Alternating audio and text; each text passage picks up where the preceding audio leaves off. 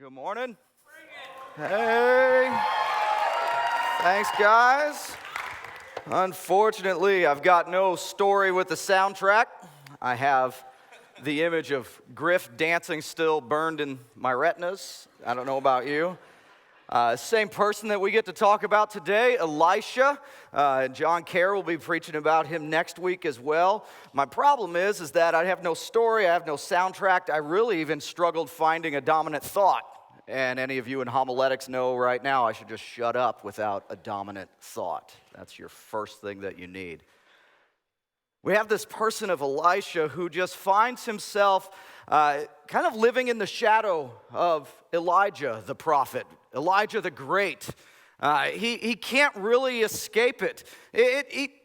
Have you ever lived in the shadow of somebody? How many of you have an older sibling that is perfect?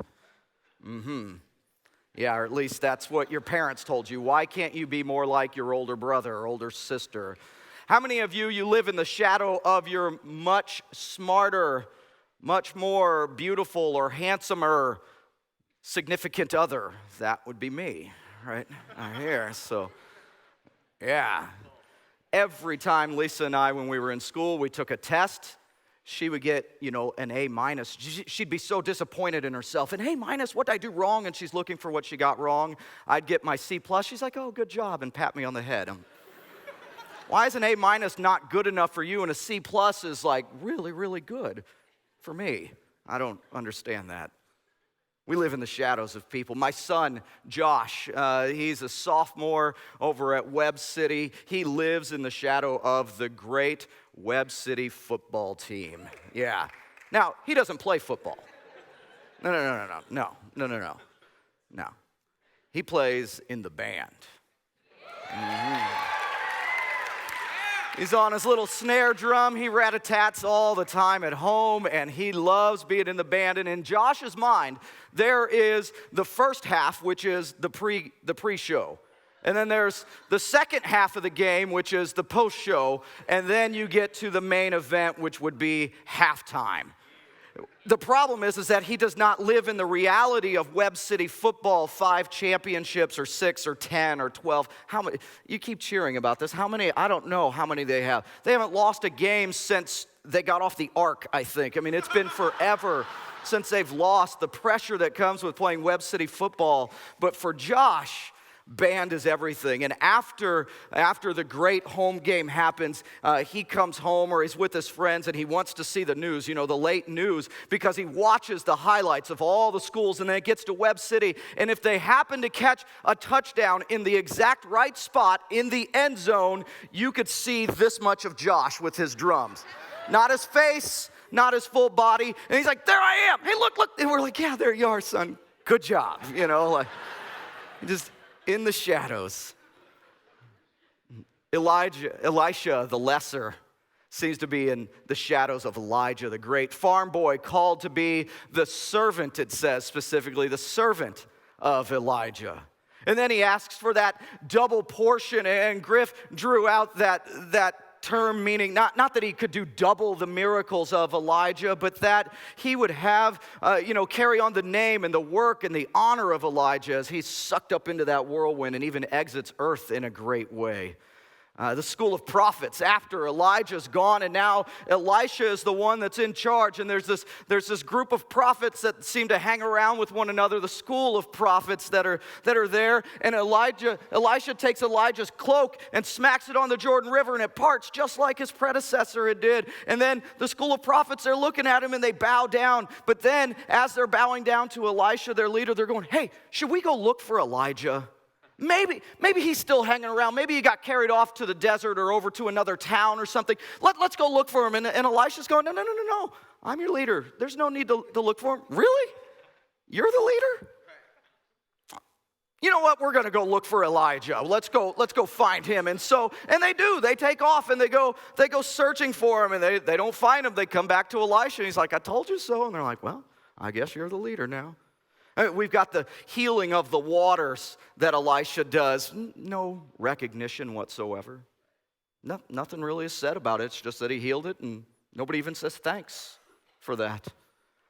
Then you've got the classic. I love the way Griff put this, as far as the old Bears account. I mean, you've got Bears, Baldy, and biting and mauling. So there might be a couple of you that get that joke. Bears beats Battlestar Galactica.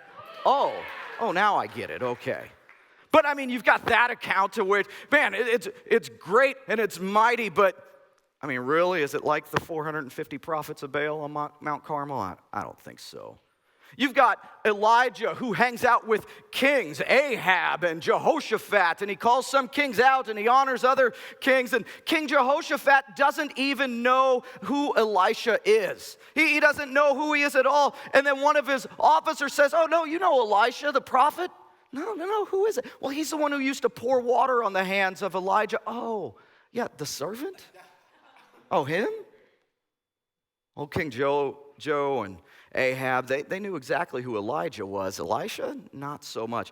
It's Elijah, not Elisha, that's typed with John the Baptist, the last of the great prophets. It's Elijah, not Elisha, that's invited to the party on the Mount of Transfiguration in the New Testament, isn't it? He's the one that gets to represent all of the prophets, not Elisha. No, he doesn't. He's not invited. When Jesus asks himself or asks his disciples about himself, and he says, "Look, who do people say that I am?" They say, "Well, some people think that you're John the Baptist. Some say Elijah. Some say one of the great prophets, maybe Jeremiah or something." And what about Elisha? Does anybody ask if I'm him? Elisha? No, not really. Sorry. Then Peter jumps in and make it about himself. "But hey, I say you're the Messiah." Good job, Petey boy. No Elisha there. It's Elijah, not Elisha, that people are confusing at the cross as Jesus is calling out. It's Elijah, not Elisha, that James holds up as a model of prayer, of praying faith. He's mentioned once in all of the New Testament. Can you believe that? Just one time. Jesus mentions him by name, and he says, "And there were many in Israel with leprosy in the time of Elisha the prophet. Yet none of them was cleansed except for Naaman the Syrian." So he's kind of mentioned there in passing. He's really talking about those healed with leprosy, and Jesus is talking about his own healing ministry. Elisha is like the youth pastor of the Old Testament. When are you going to grow up and be a real preacher? That's what I was always asked. Lisa's grandpa used to call me a junior preacher and wondering when I was going to grow up and be a real one day. He's got the Marcia syndrome. It's Marcia, Elijah. I can't get away from him. I can't escape it. Now, there is this text. I mean, you would think he's in the Hall of Fame. And there is a text as the writer of Hebrews in chapter 11 is getting down to it. And then he says, you know what? And there's there was widows who received their sons back from the dead. And can you picture Elisha sitting around in heaven and they're reading Hebrews and he's with the writer of Hebrews. And he goes, "Dude, that's me. That's me right there." And he's like, "No, actually that I was referring to Elijah, when he healed the widow's son in Zarephath." Oh. Man, Apollos, you're a jerk. Paul would have wrote me in here. He would have mentioned me by name. I didn't know if that'd go over. I thought Chad Ragsdale would be the only one that liked that joke there, but yeah, I don't know who wrote Hebrews, so don't worry about it. Yeah. I am not a jokester. Like, I can never pull off a joke, so thank you for your pity laughs. I really appreciate it. Yeah. No. You want a Bob buck for that? Oh, I get one. Thanks. Okay, guys, this is chapel, not Old Testament class. Like, I gotta move on. I gotta go. All right. Elisha repeatedly watches from the shadows as the sun beams on his mentor in the faith, Elijah, and everybody loves him. What Elisha needs is actually this man of God moment. Elijah was known as the man of God and called that quite frequently. He needs his own man of God moment. As a matter of fact, that sounds like an awful good dominant thought, doesn't it? I need a man of God moment. Do you need a man of God moment? Well, okay, women, do you need a woman of God moment? You're just thinking, no, I just need a man of God. And that's it. Hey, that's two. All right. I'm on a roll. Oh, and if you only knew the rest of my sermon and how I'm making this moment about me and how opposite of what I'm about to preach. Oh, forgive me, Lord. We do need a man of God moment. And with my text today that I've been privileged with in 2 Kings chapter 4, we see where Elisha gets his man of God moment. It's the moment where somebody finally recognizes him for who he is. And so if you look in chapter 4, starting in verse 1, there's this widow of one who was in the company of the prophets. And he had died. He was one of the great prophets. He honored the Lord. He followed Elijah. And so he's a great man, and he had died. And now this widow is left destitute. She has 2 sons and a whole lot of debt that was racked up. And if she doesn't pay off the debt, her 2 sons are going to be taken into slavery. And so she's desperate. And the text says there in verse 1, she comes up to Elisha and says, please help. What do you have? We've only got 1 jar of oil left. Oil used for cooking, for lamp lighting, common commodity that's needed by everybody in that day and age. We've just got 1 jar left. That's it. We have nothing. They're going to take my sons. Okay, here's what you need to do. Gives her the instructions. You need to go around to all of your neighbors. You need to knock on their doors, and you just need to gather up as many jars as possible. Just get as many as you can and bring them home. And he specifically says, don't ask for too few. Don't ask for just a little bit. Get every open vessel that you could possibly find. And then I want you to go into your house, and I want you to shut your door. Just go in there and be quiet. Be quiet and shut your door. And as she does that, she starts pouring out the oil from 1 jar to the next. And it doesn't run out. And can you picture this, though? She pours another jar, and she sets it down. And then another jar, and she sets that down. Pretty soon, she's got jar after jar, and she's handing, with tears of joy in her eyes, she's taking 1 jar, an empty jar from 1 son, filling it up, and then handing the full jar to the next son over here. And all of a sudden, well, can you picture it? Their sorrow turned to gladness. Joy. They've been crying and weeping and mourning, and now all of a sudden they're crying with tears of joy. There's this relief, this burden off of her back, all in the quietness of her own home with their 2 sons. She goes out, she finds Elijah, only she doesn't call him Elijah. She goes out and finds the narrator tells us the man of God, his man of God moment. What should I do? Well, she tells him what happens. He knows. What should we do? Well, get on OCC, buy and sell. Sell that stuff. Sell it all. Pay off your creditors. Live in peace. Enjoy. The man of God. You notice that? He's called Elisha up at verse 1. You get down to verse 7. It says man of God moment. How is this compared to all the other miracles that he does, his man of God moment? Well, I don't know.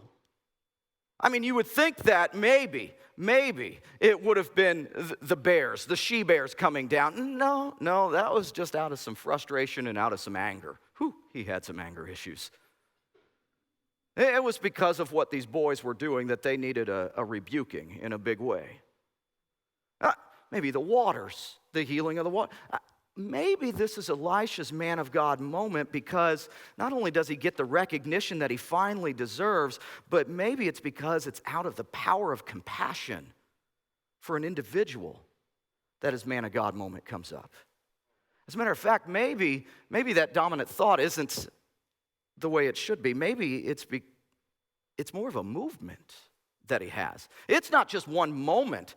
I mean, it's an entire movement. You see, it starts with this widow, and she gets the oil, and it increases, and she pays off her debts. She gets to keep her boys, and it's a happily ever after story that happens here. But now there's 28 more times in 2 Kings that Elisha, I'll get that mixed up just like you do. Elisha gets called the man of God 28 times in there. Most of his ministry, from this point forward, you'll see, is ministry of compassion to an individual.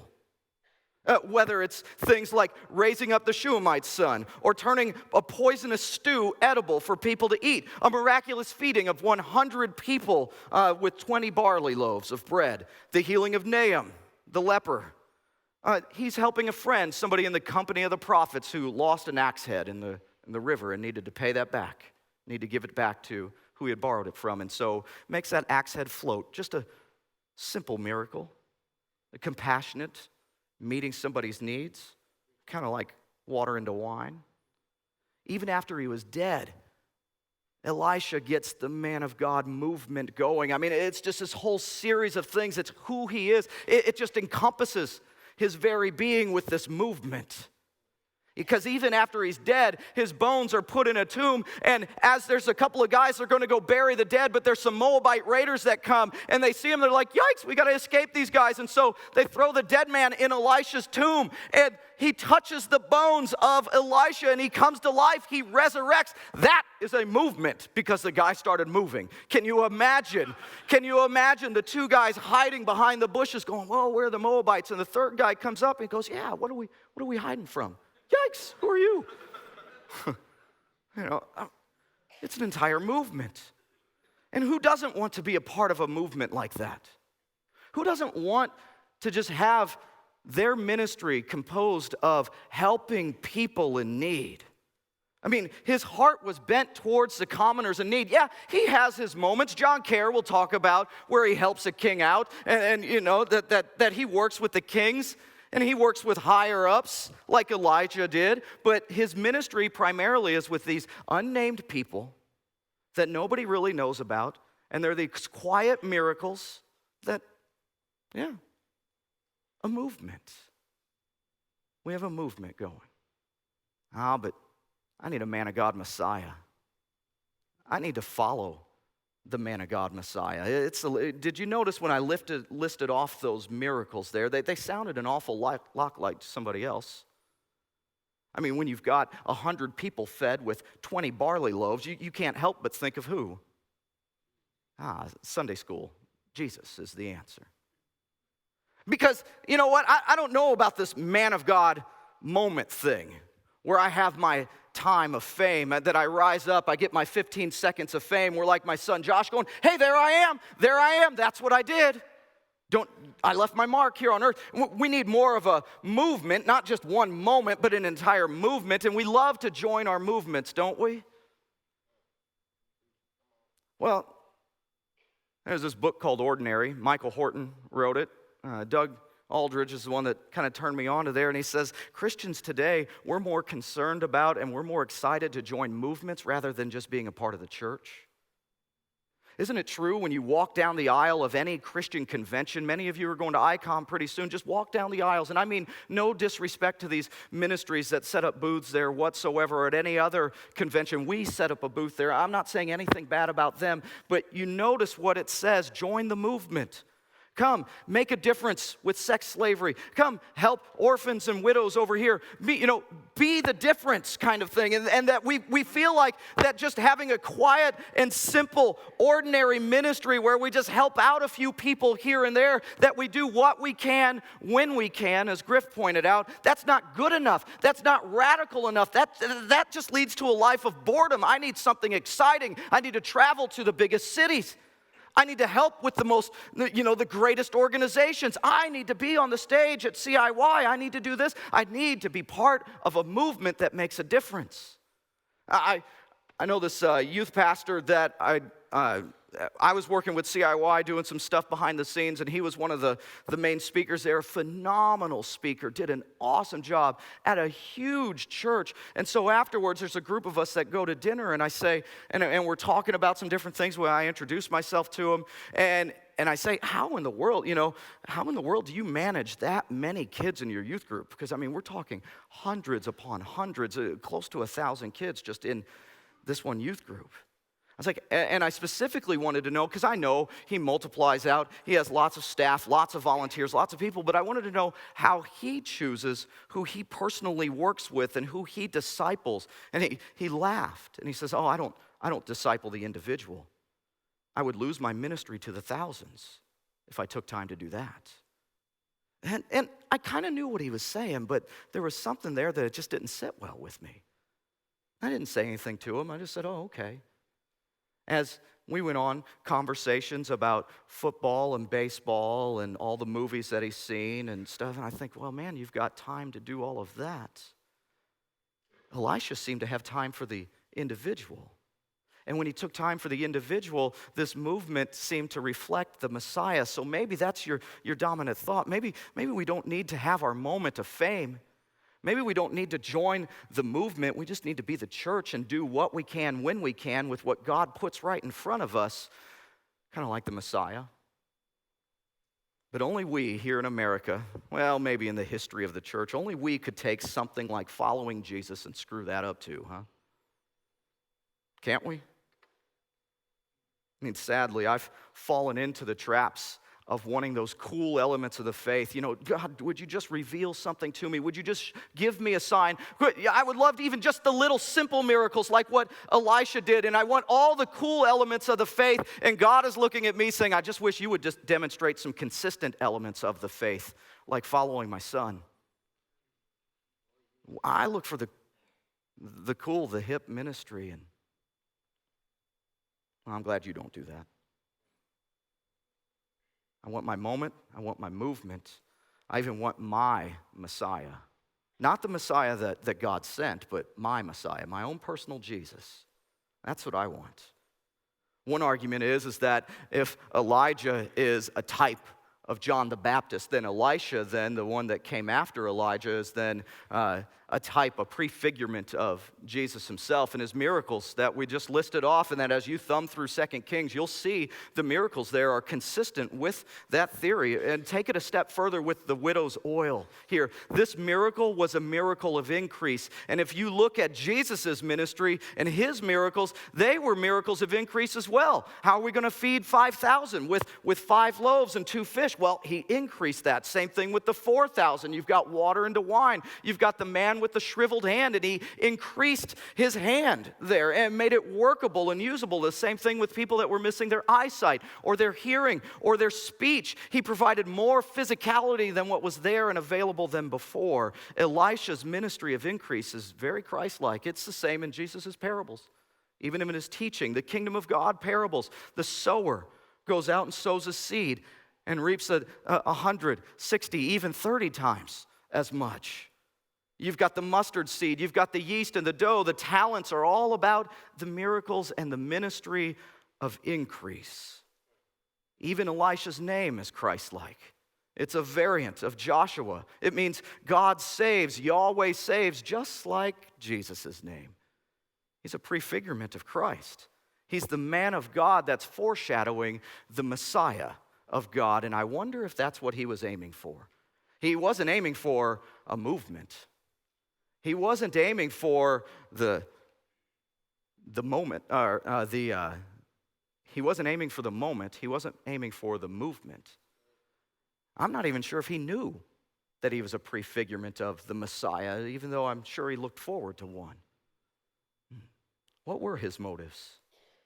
What are your motives for why you do what you do? You see, because with this Messiah mentality and the way that we make Jesus, following Jesus, all about us, we do this even at OCC sometimes. We don't care if we have that defining man of God moment. We don't care if we join the right man of God movement, but we definitely want to make sure that people are in line with our Messiah, our Christian agenda sometimes. Sometimes we make following Jesus selfishly inward towards our agenda instead of concentrating on how we could bless those who are standing right in front of us. Just a few examples. I mean, Paul takes this, he recognizes this in 1 Corinthians when he says, look, there's some of you out there that are saying, I claim to follow Paul. Oh, well, I claim to follow Apollos. No, I follow the Christ. That's who I follow. And it's like we're one-upping each other with that. Oh, no. I follow Christ, but you better keep those 10 commandments up on the government building or else I'll be unchristlike. Really? I follow Christ and I stand with Kim Davis. I follow Christ, but what that means is that I love everybody and I don't judge anybody. And so I follow Christ, and so that's okay, homosexual or alcoholic. We can still be friends, unlike everybody else that is just judging you. I don't care if you're a Democrat. I don't care if you're a Republican. I don't care if Black Lives Matter or all lives matter. I don't care about any of that. I don't care if you support the Second Amendment or if you're a pacifist. I just am all about love and not judgment as long as we agree.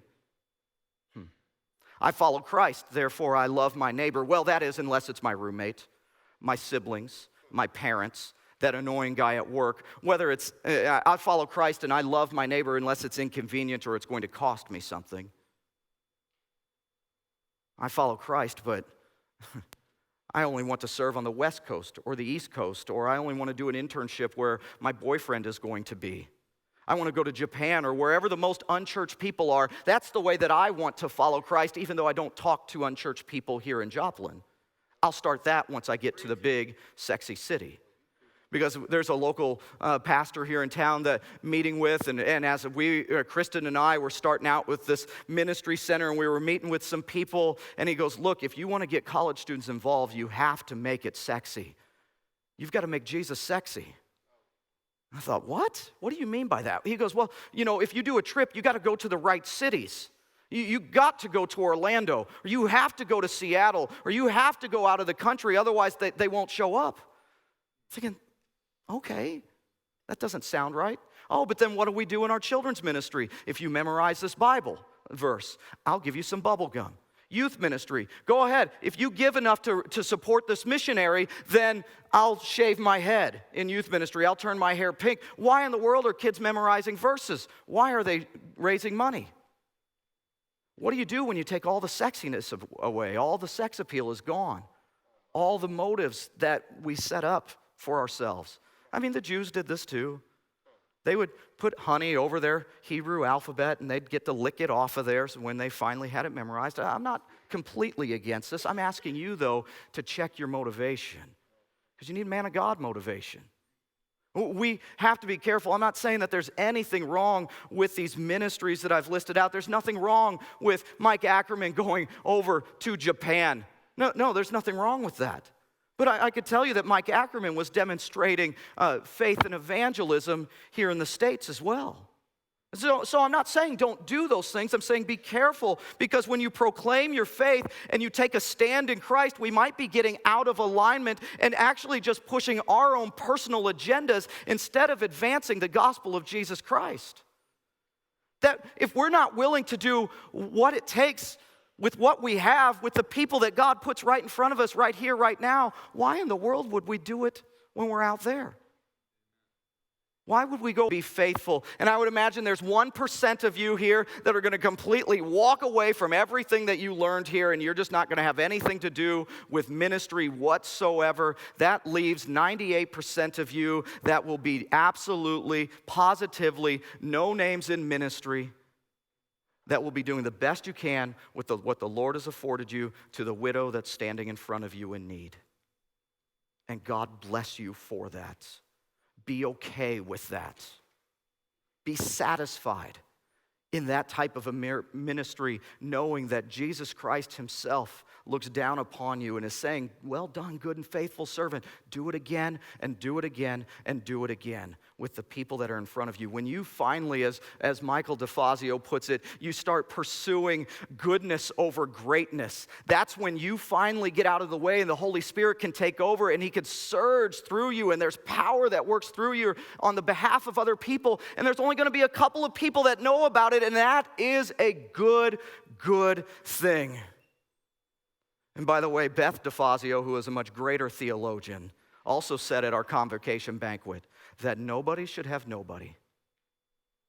What if we just led a ministry, not worrying about who we were, what kind of stage we were on, or what type of flavor of ministry, whether I'm going to be a youth pastor or a worship pastor, and yes, I'm not denying your giftedness whatsoever, but what if you just made certain that your ministry was that nobody would have nobody? Today, your ministry is to make sure nobody has nobody. That's when you become the man or the woman of God, like Elisha, like Jesus, your Messiah. This happened here recently. We got a phone call, and I'll close with this. We got a phone call. It came to Monty. It was an old woman. She was at a doctor's appointment. The phone call so moved Monty, and somehow Damien found out about it, and so Damien just recorded it on his phone. I'm going to play that here for you for a minute, in a second, and you'll just get to listen to it. It's one of you. It's one of you that this woman is talking about. We just have no idea. We have no idea who it is. You, student in here, you are my thesis. You are my dominant thought. You are the man of God, like Elisha, because of what you did. You took the gifts that you were given, the opportunity that was in front of you. You did the best you could with what the Lord has afforded you, and you helped one old woman. Listen to this, and after it plays, you're dismissed. My name is Joy Day, and I regret very much I didn't get the young man's name, but I just wanted you to know that one of your students was so courteous and helpful to me. I was at the rehab center and struggling to get my walker into the car, and he came over and said, "May I help you?" and got it in for me. And I was so grateful, but I failed to get his name, but I still thought I should let you know that that was one of your students. Thank you so much. That's what we're looking for. You're dismissed. Go.